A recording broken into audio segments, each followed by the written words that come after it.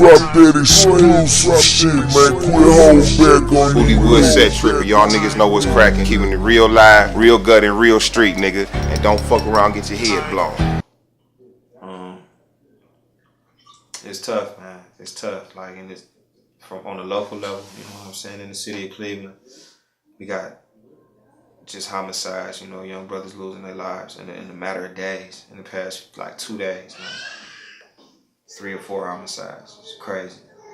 But on a larger scale, like when you're looking at what's going on in Libya, and how the media is trying to shine light on the situation and sensationalize it like it's something new, or it's like it's something that's flaring up more recently. Even in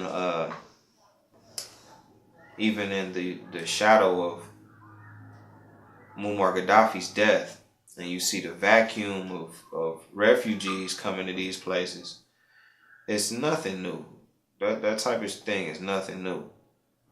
Like the slavery situation and those refugees being sold into bondage and shit like that. What the media is also doing by bringing that to light now is trying to get a particular reaction out of you and I. You know what I mean?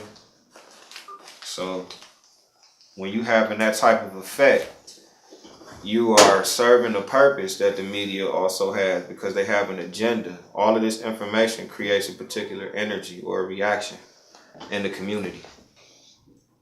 So when you're dealing with the news of death, like back to back in my city right now, like 3 or 4 homicides in the last 48 to 72 hours, that creates a certain type of energy, like a disparity in the community.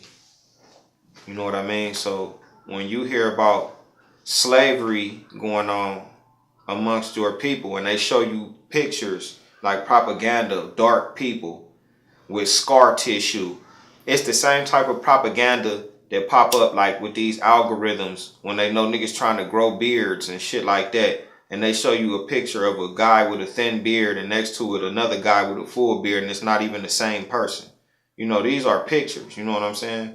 So you always got to question where these pictures coming from. Like the same 3 or 4 pictures floating around with Arabs to the guns of black people's head. You got to understand, like, the media is going to sensationalize everything. You got to have proof. So I also look at people who say they've been there, like Bishop T.D. Jakes. And this is the same shit I see. I see it on Instagram, like literally like it's a commercial. This brother flew overseas to Libya, apparently. This is a sponsored film on Instagram. And he's walking with Africans, and he has on his dashiki. And he's talking about the situation that's going on over there, and how he's urging the media to shine more light on what's happening. Which is fine. But what I'm seeing now is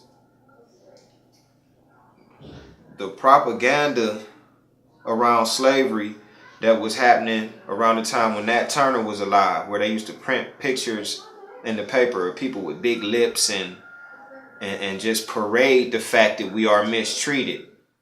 And that's what the media did then. And it wasn't to cause a change or nothing like that. It's because it was the way it was. The media reports the way things are. And the media has become so powerful since then. What they do now is report the way they want things to be. So the media shapes events now. So when you're dealing with a situation of this magnitude, you want to be careful how you react, because the media is counting on you to react a particular way. That's the type of entity the media is now. They're shaping events. They shape history. They give forecasts. They can put out a phony report in a tabloid or whatever and have the community going crazy. So I just feel like people should just watch for the hook. You know what I'm saying, with the media. There's a lot of unfortunate shit going on. It's always unfortunate when people die. You just watch for the hook.